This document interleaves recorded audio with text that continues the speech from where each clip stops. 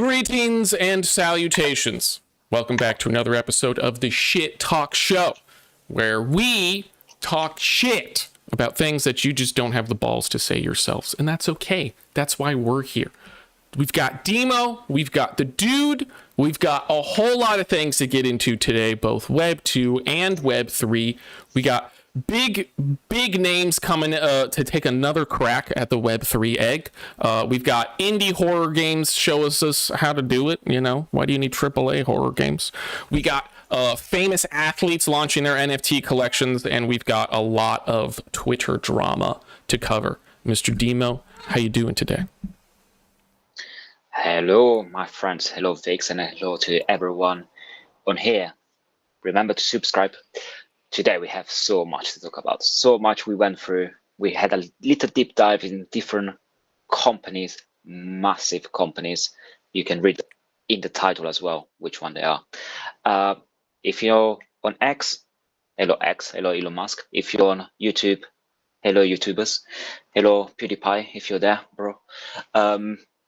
Yeah, so much to talk, but let's start talking with what we played during this week.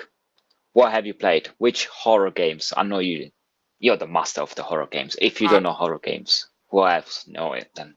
Listen, don't insult me like that. If I don't know horror games, what else do I know? I'm a fan. Anyone that knows me in Web3 at all knows that I've been playing. Let me jump over here to some good Bornless. Steam had their Next Fest this last week or two, so they had a whole bunch of games you could play. Bornless was one of them. Great. Art direction, awesome. The map, awesome. There was maybe a couple of bugs here and there, maybe a couple of random things here and there, but I really enjoyed the game. I got out a number of times, extracted with souls. Played as Henry, I think was his name, Henry. Pretty cool. You know, at the end of each map, they give you some stats. Whatever. Every playtest they're adding or changing some mechanics. I like some stuff of the last one. But anyways, no, great. Loved it. Give me more. Stop teasing me with these crappy little playtests and give me more. What about you? What were you up to? Well, like you, I was playing some horror games as well. I think we mentioned it last week. I played Alone in the Dark. Nice, fun games. It's from THQ. You play with the character Edwin Carnby. You go through this mental health mansion where they keep some patients, and you need to find out what's happening in the game. It's a really good game, quite well made. You have different puzzles, a little bit of stay on the edge, few monsters popping up. But one thing I really hated of the game, especially towards the end, I don't want to spoiler it, but this guy, it takes ages to reload his weapons. And when you are surrounded from monsters in a small space and you try to avoid them, and he's there trying to load his guns bullet by bullet, man, it made me rage quit a couple of times, especially when you play in hard modes. I was on this part of the games where you play against a big boss and you have other monsters around and you're like, hurry up, load that bloody weapons, that gun, I need to shoot, and I died so many times. Oh. Eventually I made it. I finished the game with the first characters, and now I'm playing with the girl herself. But the funny things of these games, they use famous actors to play it, to make the games. You can recognize Agent Cooper from Stranger Things. But the studio behind it, the developers studio, Pieces Interactive, shut. They close it. The games didn't sell enough. Gone. Close. And it's weird, because at the moment these games is the free games you get also with a PlayStation Plus. I won't say it's a terrible games. We are in the kind of age of horrors. We have Resident Evil 9 coming out. We have Silent Elf. I don't know if you saw the latest trailer. I put some bits on TikTok if people want to see it, where they showcase a little bit of the gameplay as well with this Japanese girl, and it looked superb. But talking about dramas and game closing, have you seen what happened with the shooting games called Compete during the week? Yeah, let's see if we can find some Joblo drama. Yeah, Compete is kind of like an underdog of a battle royale. I know a number of actual gamers, like legitimate gamers that stream it and play it and have a fun time playing it. They're close with the community. They're close with the collabs. It's not big for big streamers because the characters look weird and there's some strange mechanics, but it's a diamond in the rough. Like, they could really turn into something incredible. Until this happened. Yeah. Let me see if I can find what his role was, but the COO. So just kind of the guy in charge of operations and everything for Compete, totally got shafted by the studio. And he wrote a very long thread about why. It's 24 tweets. He wrote a very long thread explaining what was going on here. And at the gist of it, it seems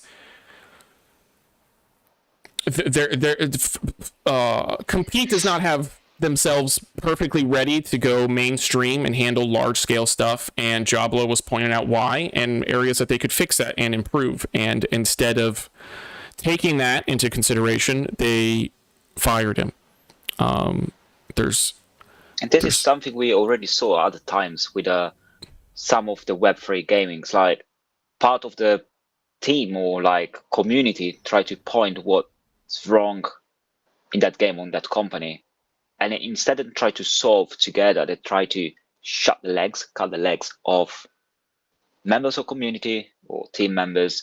Jablo was like pretty good and quite a strong member of community. Was like working with the community a lot, and a lot of the community members and some of the players are quite upset about that, and they say, "Oh, Compete won't be Compete without Jablo." You see, he was the face of the company, while they have the developers and I think it's Destro behind the scenes developing the games. He was the one on the face, like on the front line with the communities. Yeah. And I think he had like some paternity leaves and some personal stuff. Like, I don't want to go through that. And they just cut him off. We saw that happening as well. It was 2-3 months ago with Blade of Gods.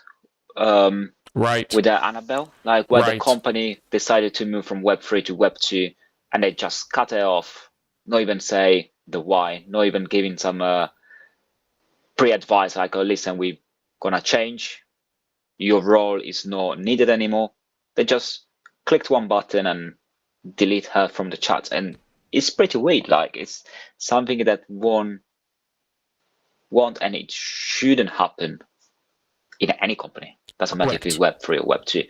Like losing like developers and everything. We saw like Alone in the Dark, company closed after the games, even it went out, didn't hit the metrics, and they've been laid out. And maybe some of them changed company or they've been moved in other developing studios. Yeah. You can't like just cut someone off. But to say nothing of pretty weird. To say nothing of potential legal consequences of doing that, if contracts were signed or things are official. This response here kind of sums up what everyone, and there's so many people that showed up to support Joblo, but this one is really like, I really had to wait several hours before even trying to spew an answer out of me. I couldn't believe my eyes. You are Compete, and Compete is you. How can this even be? I mean, this is so unprofessionally done. It hurts. Yeah. You're right. Blade of God did something similar. And that seems to be the mentality of Web3 games as we jump into the next one that's doing some shitty shit. That seems to be the mentality of Web3 games, is like, if you criticize us, we're just going to delete your comment. Or if you're on our team and you criticize us, we're just going to delete your employee Like we're just gonna keep, because then we have Gunzira, or Off the Grid, as more Talking people, about one battle royale to the another one. from one to another. Yeah. So kind of shooting themselves. And again, like, so just saying, when someone criticizes you, you just delete the comment. All right, Inhuman is a little bit of a toxic figure. He's a little bit of a controversial guy. But he dropped a post a couple of days ago that was about the top forum post on Off the Grid's Steam hub is alleging that 600 plus employees at Gunzilla have not been paid, along with multiple people claiming that they're owed money. It starts with, this company does not pay employees. And then it goes to a bunch of people saying, I have been unpaid in over 7 weeks. I am a tester of this game. I haven't been paid in weeks. No official response from Off the Grid or Gunzilla. I do hope Kate Irwin is investigating this because she's solid like that. It seems some people were DMing Inhuman about this. Payments have stopped rolling out. A deal was made with these two notable creators. If they get paid, they will make a post about it on X and stop fudding that they're not getting paid.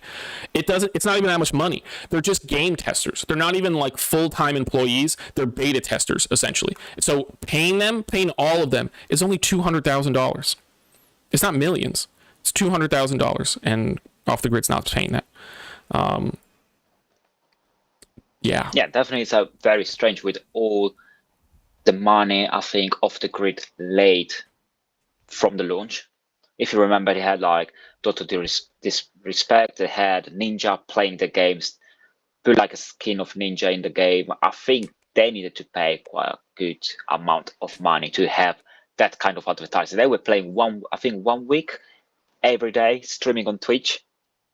That's a good point. Don't stream anything else, just that. You need to cover a lot of sponsor with that. Not just that, they also got Game Informer, and I saw Game Informer start to release some tweets here and there, but he's not hitting, I think, the metric of views they actually wanted. And the game itself, I'm not sure if it's hitting the metric of players, because I don't hear many people playing Off the Grid. Like, if I talk with someone like about what kind of battle royale shooter you play, they always go like, Counter Strike or Call of Duty. Every now and again, you get a like little Fortnite person, and now Rainbow Siege released a new game as well. So a lot of people jumping on that. So it's a lot of competition for Off the Grid, and now it doesn't look like it's going through it. It doesn't look like is breaking through the metrics. Right. Like when you go like even on TikTok, you don't see like if you put your algorithm in shooters, it doesn't come up anything about Off the Grid. It's about the other games. So very weird. Very interesting to see if they can keep going like that and if they actually making money or not, and if they're gonna survive. This, I think I saw Kaji. He was saying probably Off the Grid, in his opinion, gonna shut before the end of the summer. I don't think about that early. It might take a year, maybe a little bit more, maybe after Christmas. I'm not sure, but who knows? And if the FUD is continuing and they don't have official responses, it just make obvious more doubt coming about the game. For anyone who is interested to dive a little bit more into the controversy or this story, there is more, and we don't want to spend the whole show talking about this because we probably could. There's a lot more kind of drama in these comments. If you want to go to Inhuman's post, there are some people that try to push back. There are receipts for some things. There are some people who claim to be some of these testers and where they're located and stuff like that. So if you want to kind of try to pick apart the saga that's going on here, because then Off the Grid Gunzilla is also trying to develop a custodial wallet to help onboard more Web 2 gamers. And Gunzilla games and Off the Grid, they're still doing tons of stuff. Off the Grid just launched more maps for their arena. They haven't responded. They haven't replied. They haven't addressed anything. Yeah, so if anyone wants to kind of try and dive more into it, check out Inhuman's post, dive more in, follow the comments. There's actually a lot going on here. But we're going to transition to yet another game that is on Inhuman's account. What's going on with Tokyo Beast, Demo? Tokyo Beast. We talked about Tokyo Beast last week. We had a little review about it, and I say how I disliked the gameplay of the game. This is not gameplay. It's just a click a button and make automated matches where people can bet on it. And this week they had the first championship. The first championship where it was about $41,000 of rewards between all the participants. I think the first one won about $3,500. Is actually dollars? No, it's not actually dollars. What they won is $3,500 of TGT token value. But the TGT token is not launched yet, so they will have this money locked somewhere, and they will need to unlock it on the launch of the token. And we all know how these things happen. It could be like a token drop, it's a big sellout, it might pump. No one knows about that. It all depends how the games will do their marketing campaign and how they're going to launch it, and a lot of different things. I'm not a financial advisor, so probably I'm the last person you need to listen about this, but I can talk about the game. And man, the game fucking suck. In my opinion.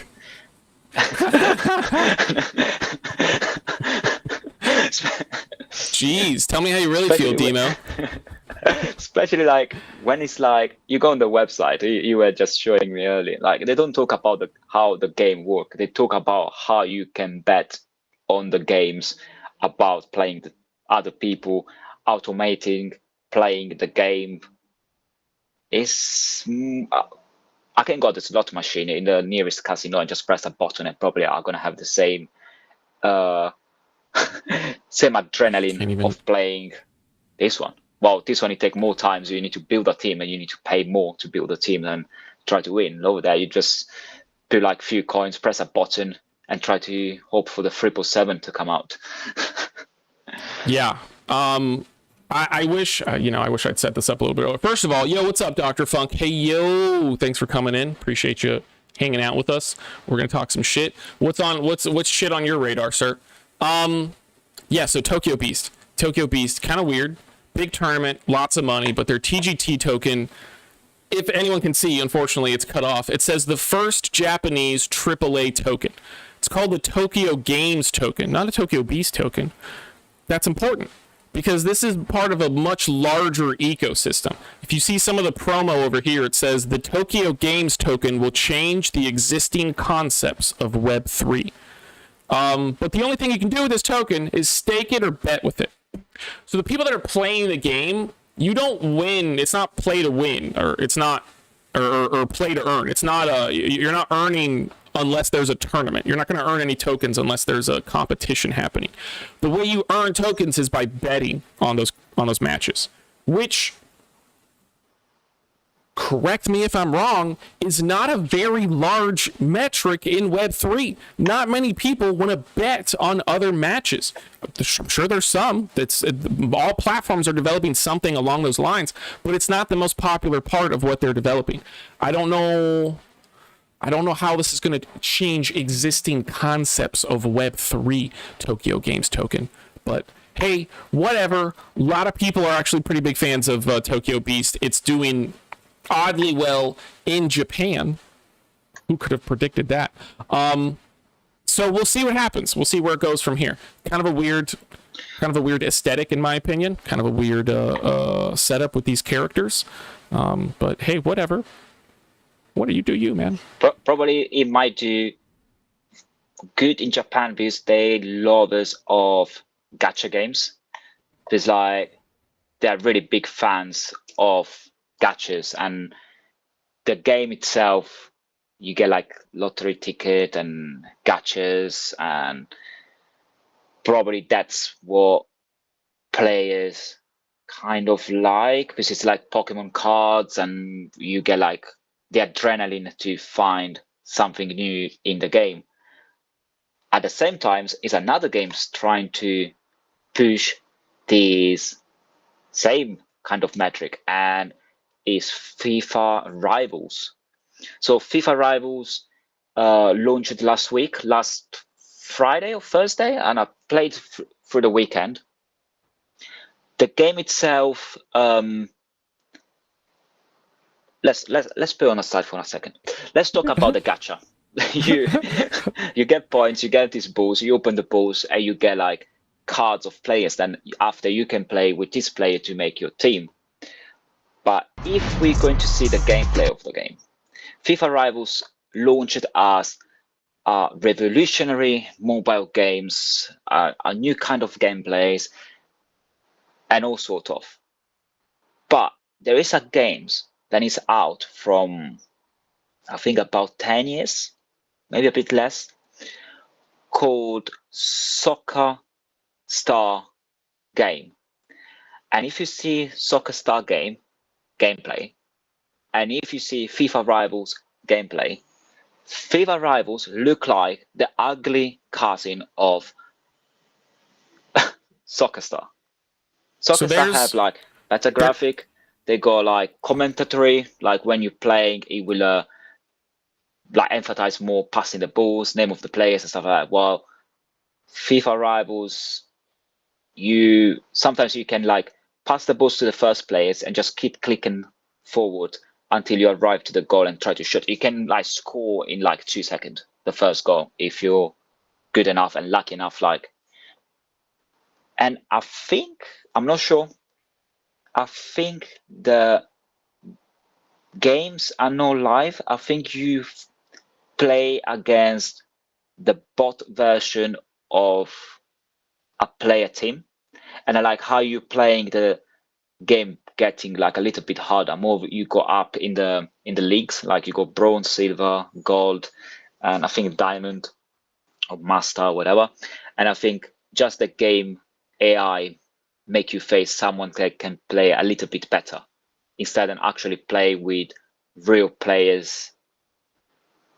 This otherwise it's gonna be a little bit maybe too slow for two players to connect together, use the same button, especially if the connection is not right.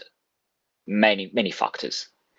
The other surprising things in FIFA Rivals is you can get like shoes and jersey of teams, and I think some of them are sponsored from Adidas. We know how Adidas tried multiple times to go inside Web3. He done it with Cyberkongs and with other few. I think with Atsuki as well. They done like special shoes or like special T-shirt in the NFTs. right. Society. So it's not something new. It's not something like we say, oh, it's the first time Adidas try to go into it. No, it's not the first time. We have like big branding trying to go in Web3 now from years. And we have big football players trying to go in game in Web3 from years. Probably in FIFA Rivals, you can get the card of Messi, maybe if one of the rarest one, and the card of another massive player called Cristiano Ronaldo. For who doesn't know, Cristiano Ronaldo and Messi are the two biggest icons of football in the last probably 10, 15 Look at years. this guy. Look at that guy. They won absolute everything in, and Cristiano Ronaldo especially. Look, it looked like me. Like we're twins. But I'm the ugly one, the ugly twins. FIFA Rivals is the ugly twins of soccer stars. Cristiano Ronaldo 3 years ago launched NFTs on Binance, and last week he launched his second collection of NFTs on Binance. Why? Because Binance is paying hell of a lot of money to him, and he moved. This probably was part of the contract when he moved from Manchester United he moved to Saudi Arabia to play. Probably Binance was behind that, because we know Dubai, Saudi Arabia, we're all there more or less. So it's a lot of big money involved. And putting his face with his 150 million followers behind the NFTs collection, he's kind of almost bigger than Trump, probably. Because Trump is very political. So if you like him as a politician, you will get it. But Cristiano Ronaldo is like more sportsman. It's like, it's not just for who follow football. It's for perfume, fashions, jewelry. God knows how many things he's behind of. Cars. Yeah. And do you know any other big industries leaders that are getting involved in NFTs? No one that's like, there's a couple of rappers that tried to get in that are all like grifters. There's a couple of washed up actors that tried to launch an NFT or a token. But yeah, this guy, 115 million followers. Trump has 106 million followers. So he is bigger than Trump. Yep. And damn, I guess the dude can sell anything. I want my own branded cologne, Doc Stink. Listen, Doc, we can make that shit happen. Yeah, this guy, I was telling Dima earlier, I went to his website trying to look to see if I could find where to buy the NFTs. His website just sells cologne and underwear and shoes. That's it. He's not even promoting it on his website. He's like trying to hide where it is. It was actually really hard to find the NFTs at first. I don't understand. Yeah, this guy's a weird. He can sell anything apparently, and yeah, you're right. Teaming up with Saudi Arabia, Binance, it all makes sense. It's all natural. It's probably like football player, but at the same time, it's one of the biggest influencer figures in the world. It's almost like Dwayne Johnson. That's Dwayne fair. Johnson, The Rock, like he can advertise everything. You see him like everywhere. Like, especially with the movie industries, like he passed from WWE to movie industries, and when WWE started moving on Netflix, he's made an appearance in the big things with the John Cena, whatever, just to say, "Look, I'm here," and everyone was watching it, all the drama, and he never appeared again. Yeah, he never appeared from then. He appeared once, and that's it. And he called himself the final boss. Do you think Cristiano Ronaldo loses any reputation for doing this, for doing NFTs? To be honest, I don't think so. I don't think he can lose any reputation. He's so big, then even if he's lose a little bit of reputation, he will gain it straight away. He won like a trophy like 3 weeks ago with his national team with Portugal, and like everyone was praising how good he is still now at his age. I think it's 40, 41, something like that, and he's still one of the best players in the world. Together with Messi, then he play, I think, in your area in Miami. Yes. Like, it's that kind of players. Then you just need to mention them or put them like for a second somewhere, and everyone just recognize and put the input like, oh, if that face is near to Binance, I mean, Binance is so big. If you put Messi near to Kraken, if it will ever happen, everyone will say, oh wow, Messi is having Kraken. And what's happening nowadays, a lot of football jersey have cryptos exchange logos. Kraken, Binance, crypto.com, and I think also Bybit, and also like OKX. They're everywhere. Formula One, in football, I think on Dakar as well. UFC. I'm not sure is UFC, NFL maybe. So definitely, There's still like I ask about him because someone like Dwayne The Rock Johnson would lose a shit ton of reputation if he launched his own NFT collection. Also, he only has 16 million followers. Ronaldo has literally 100 million followers more than him. So he might be a larger influential person. And yeah, I think in America, there's still like NFL teams that would just come right out and be like, our trading cards are all NFTs now. They'd probably still get a whole bunch of shit. The sports fans want collectibles kind of regardless.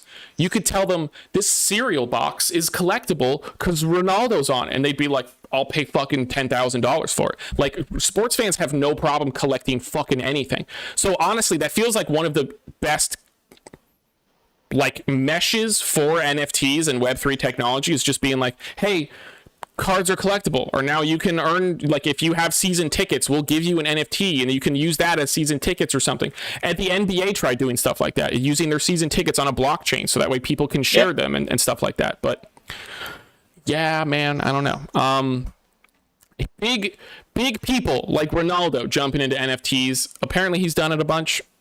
So there's success there. But other big companies or big people jumping into NFTs rarely do well. Like the Disney Pinnacle, which tried a couple years ago to jump into NFTs and did horribly. But now they're back. They're back with such vengeance that GamesBeat covered them and a bunch of other outlets are talking about it. They have their Genesis Key quest that's happening. And it's so popular that 84 people liked the post. And clearly a lot of people are really interested in what Disney is doing with their keys.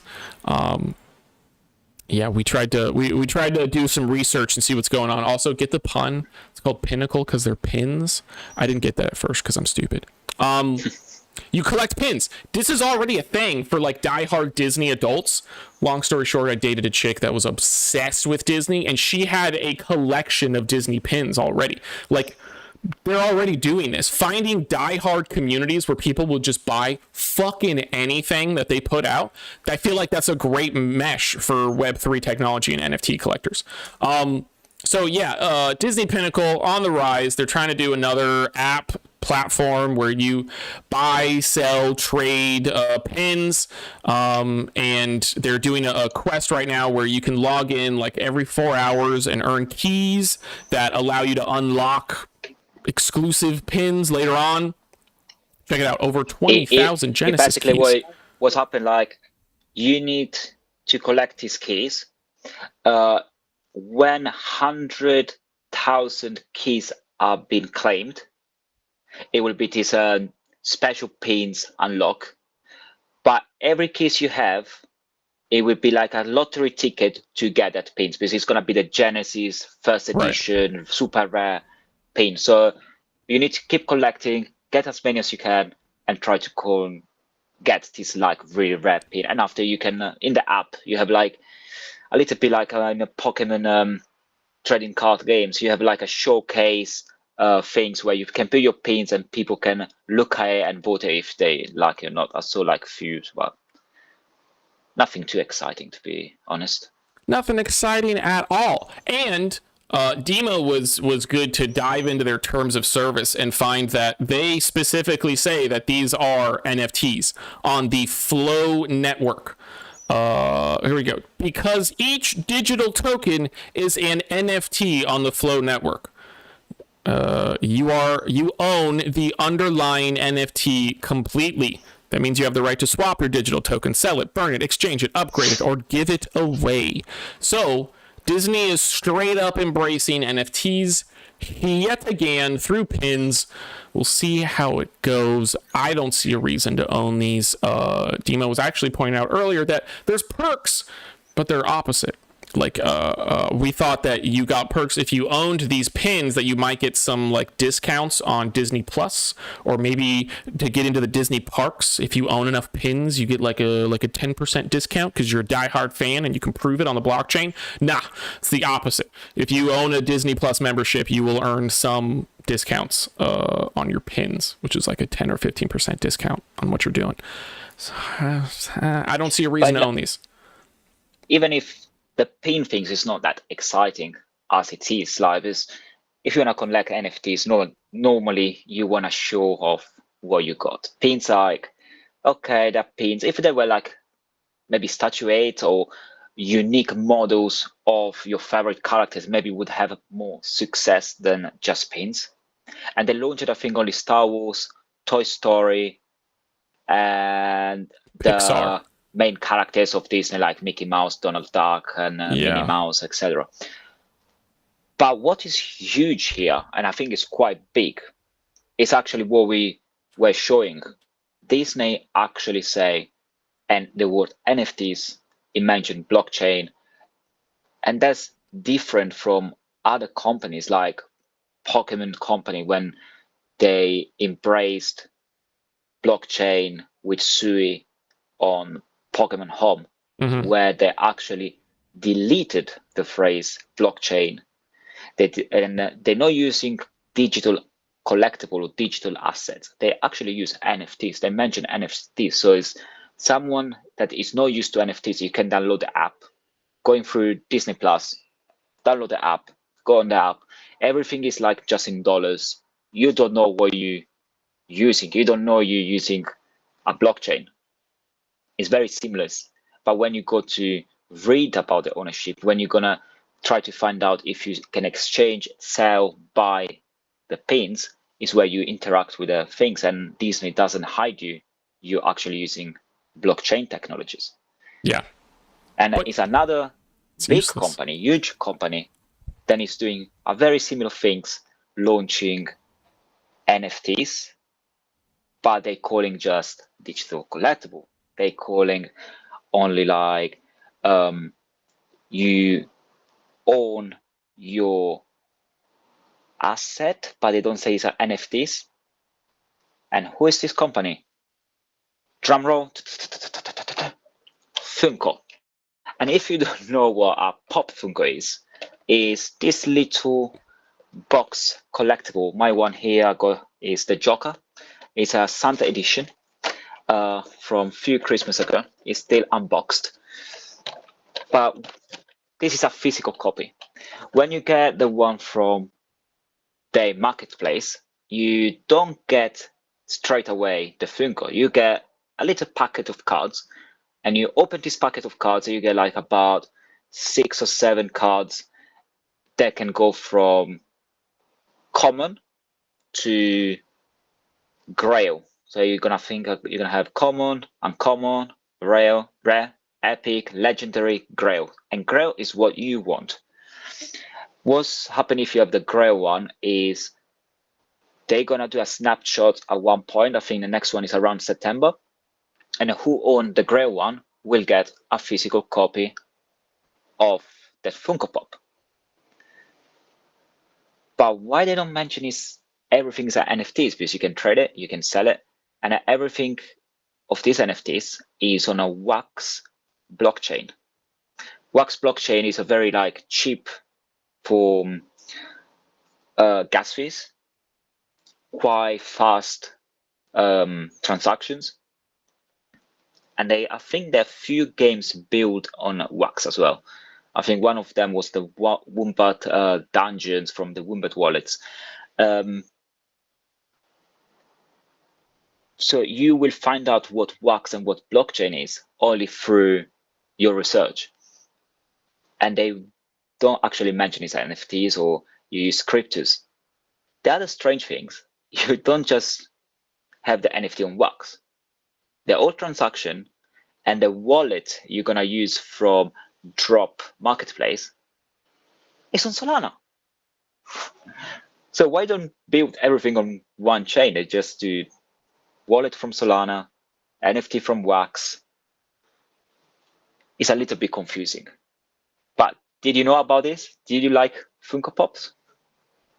Yeah. To anyone watching, did you even know Disney was jumping back into NFTs or that Funko Pop had NFTs?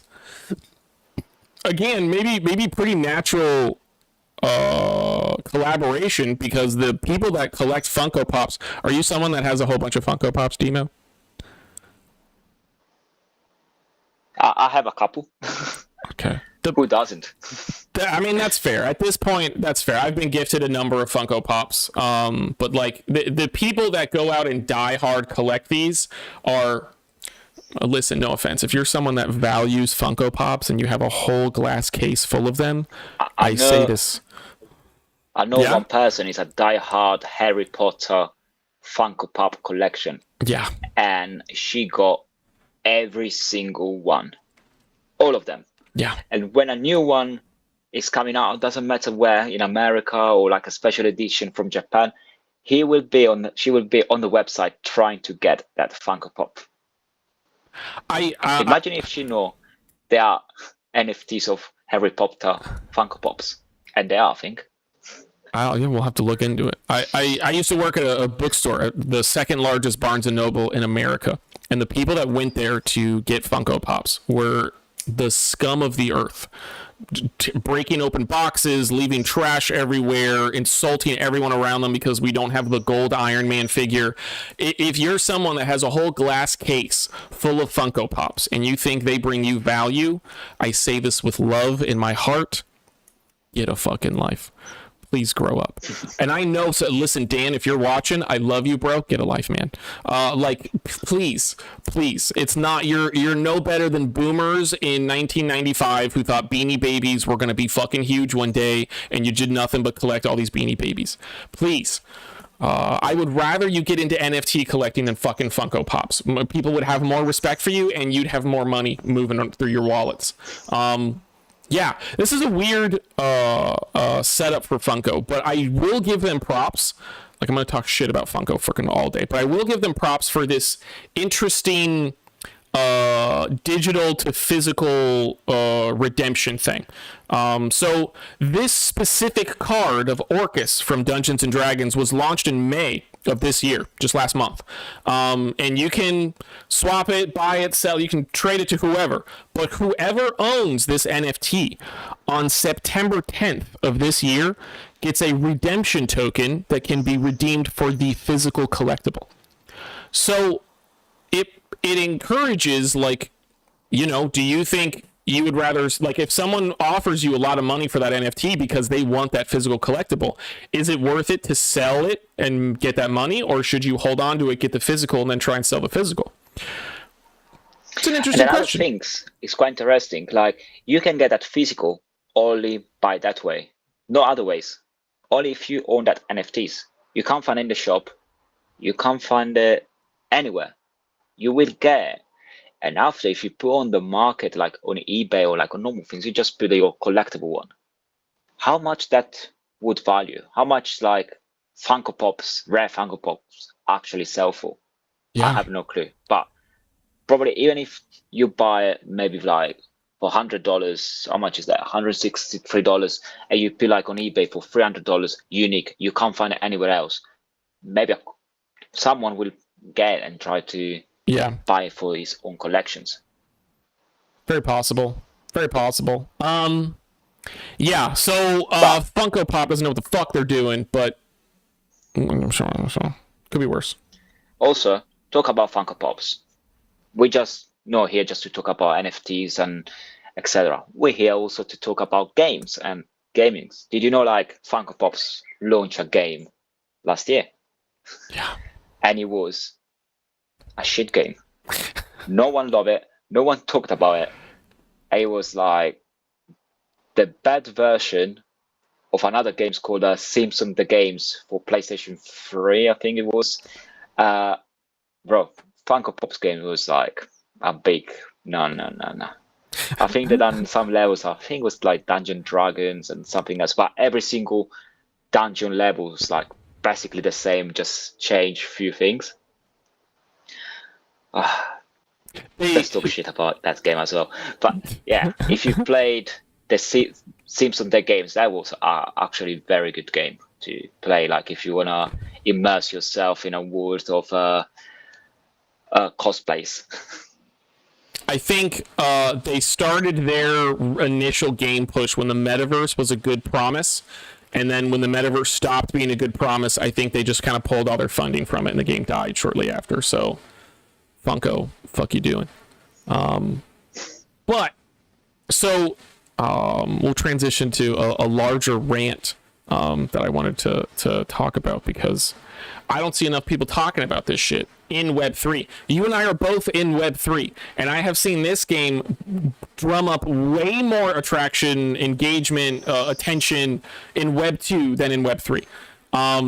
Eve Frontier,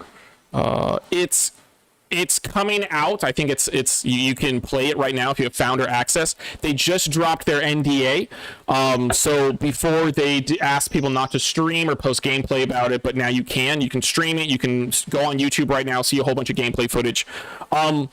Honestly, trailer's fucking sick. The world that they're trying to build, ambitious as a motherfucker. It's a very interesting promise of a game. There's a number of sci-fi Web3 games that have tried to come out to do this. Influence was one that I partnered with last year. I was the Influence ambassador that wanted to do this, where they give control of an entire universe to the players. You're the NPCs, you're the miners, you're the builders, you're the security, you're the CEOs, you are everything.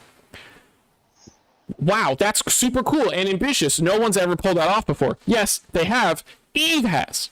Eve already has a game called Eve Online that has payment rails. You turn your money into Plex, and then you do stuff in the game with Plex. When you want, you can turn that Plex into money and walk away with money again.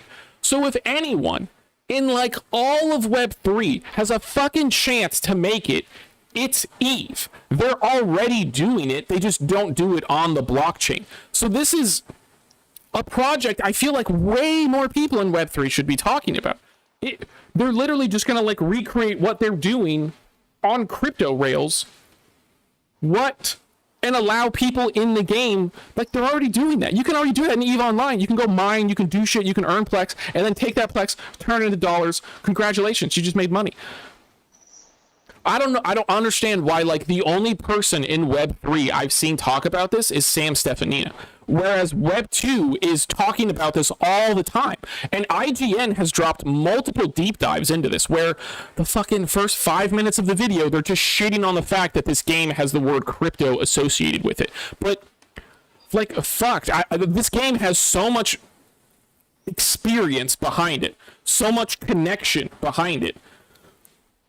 What? I've seen some people try and talk shit about it that has nothing to do with the Web3 aspect. Some people are unhappy with the CEO of EVE Online because they think he's greedy.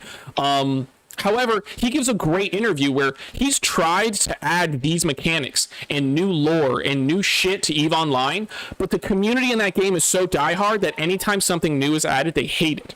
So he's taking now an entirely new game so that way he can try new mechanics, new lore, new world building, new everything. So that way he can have a whole new generation of gamers. EVE Online is like 15 years old, and it's still super active. And then a whole nother offshoot is they're developing an EVE first-person shooter called EVE Vanguard. So how that integrates into this whole EVE ecosystem, I have no idea why no one's not talking about this more. Maybe it's doomed to fail, and I'm not seeing it from that angle. Maybe there's some obvious, like, oh, fucking clearly this is just dead on arrival. I don't know. I'm kind of psyched about this game. This is a game I was going to jump into a bit more and check out Founder Access and see what I can do, because, bro, it seems huge. Yeah, I don't know. Definitely look like, I don't know if you ever played, like years ago, was this game called O Game. It was like a point and click games. You have your fleet, you need to build your planets, you need to go to conquer other planets, and you have a full universe, but it was all 2D. It was like just clicking. And players behind that, it was diehards. And this one, it looked like the evolution of a game as a game. Like, it looked like a 3D version where you're building your fleet, you're building your defense, you need to extract from planets. And that was the same of O Game. But O Game, you just needed to send your fleet. You don't see anything. You looked at an image. That's the only things you had.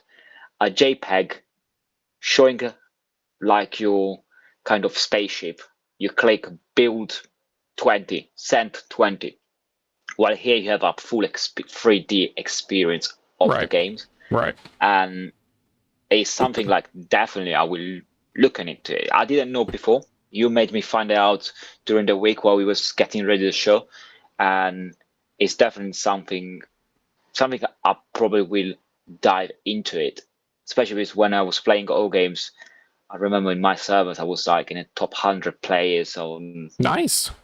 maybe around top 50, and our guild was like the second strongest guild in the thing Nice. in that universe. It was pretty fun. In the chat, we have, 2 years ago. Doc saying great use of blockchain. Very true. Saying I know some people playing and they say it's not perfect, but they're having fun. CCP have been doing real world economies in Eve for what? Almost 2 decades? That's what I'm saying. The game, I think, is about 20 years old. So I think it's more than 15. And they've been doing this. Like, they made it work in Web 2. And I don't think the one main criticism that I saw about this is that the way that the conversion works from dollars to Plex in EVE Online is that CCP doesn't get a cut. In order for it to be legally sound, it's just like a 1-to-1 conversion rate. So what I see some people criticizing this move for is that they're going to implement that, but on crypto, so that way every time someone converts, they get a percentage.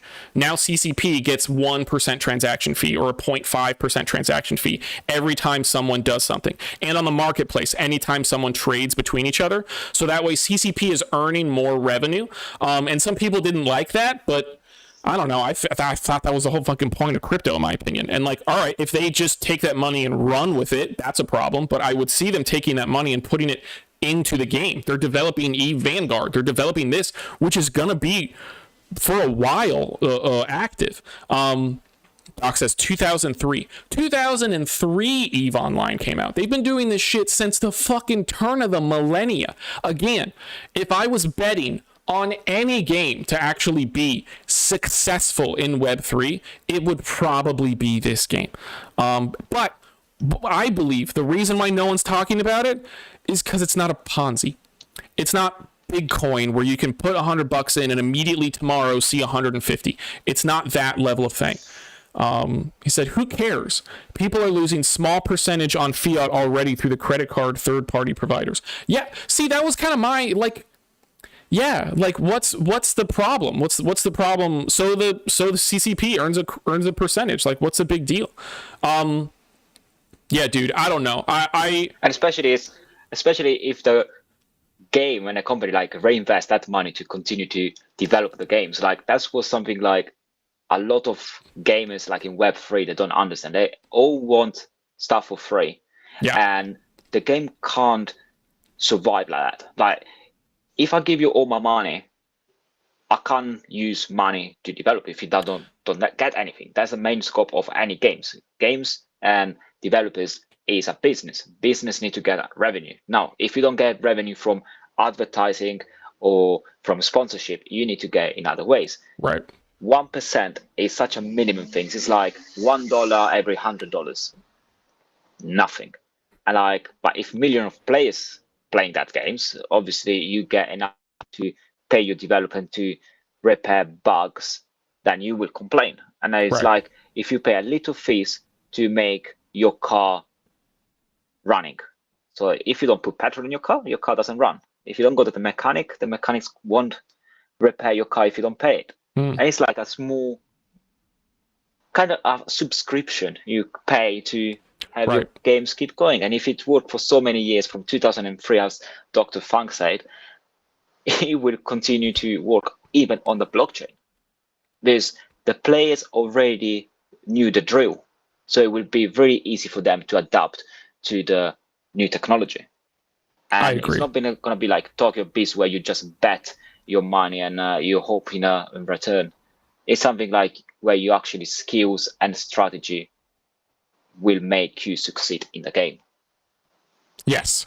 And yeah, Doc, I mean, I like that you know actually what's going on with this game, Doc. He says the cool thing is that, players interact with the smart assemblies, smart contracts in game as part of the modding function. Real-time, inline, blockchain asset creation, and you don't have to leave the experience. Now that's rad. Yeah. I mean, like, fucking everyone in Web3 should be chanting about this game. The lore, the world building, dope. But like, yeah, the fact that this is what fully on chain is supposed to look like, I think. Like, bruh. And yeah, the entire game is to the point that they want everything to be run by players. If you build a facility, someone can come by and destroy that facility. So there are people in game that are going to have to start creating security companies, and their goal is to secure other people's assets. And then there's people in game that will be traders, and they're just to trade. That's how Influence was. Influence was a fucking great, ambitious idea of a game, but it was built fully on chain, on a not fast blockchain. Every single thing that you did was a transaction. And because they were so dedicated to accurate physics, it took you 16 hours to do anything, which is a problem. This game has a lot of potential. I think, like Doc said, the people that are playing it are pointing out, it's not perfect. And that's not talking about bugs or hacks. Like, that's talking about movement, that's talking about how easy it is to figure out what the fuck you're supposed to do in the game, because the couple of times that I've played it, I've just kind of sat there and been like, what do I click on? What buttons do anything?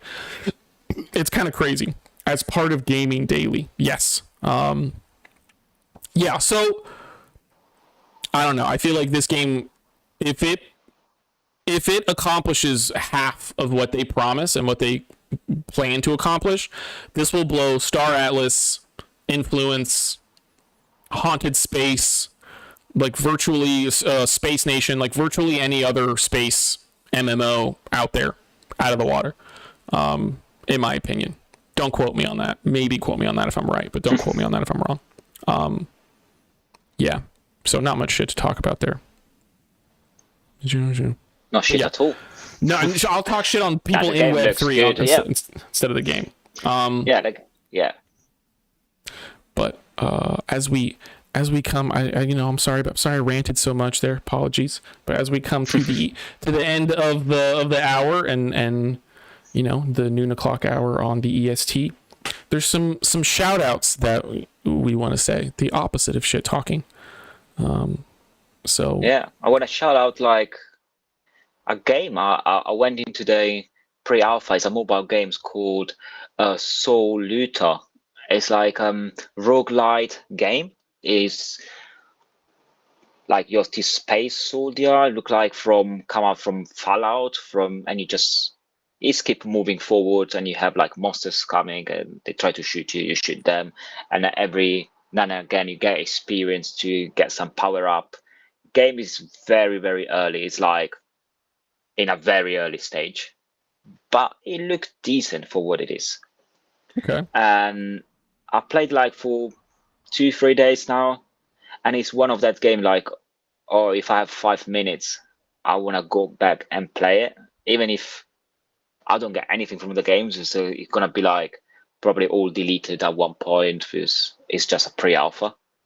But look pretty good. It's a good roguelite action shooter to try out. And I think if you go on the Discord and ask to become a tester, they give you quite easily access to the game and try it yourself. It's nice. Okay. Available on both on Android and also on iOS. Okay. So you see, you keep moving, and I think they're gonna introduce mostly skins. So your character gonna have like different skins, maybe different skins for the little bots that they follow you. Gotcha. But yeah, okay. It's not bad games. They have quite simple mechanics.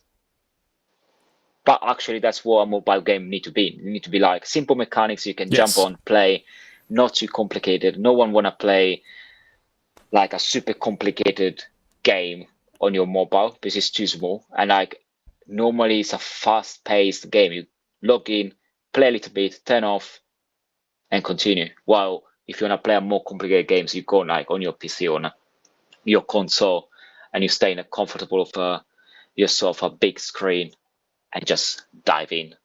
That's a good point. Yeah, mobile games should be kind of like mindless games because that's what you do when you're out on them out. You just play for like 5 minutes or something. Yeah, mobile games are like TikTok or YouTube story reels.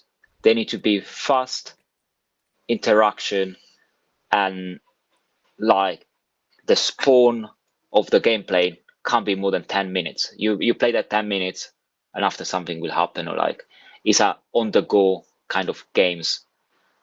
Apart Clash of Clans and stuff like that, and it's a really more strategical games where you can spend hours.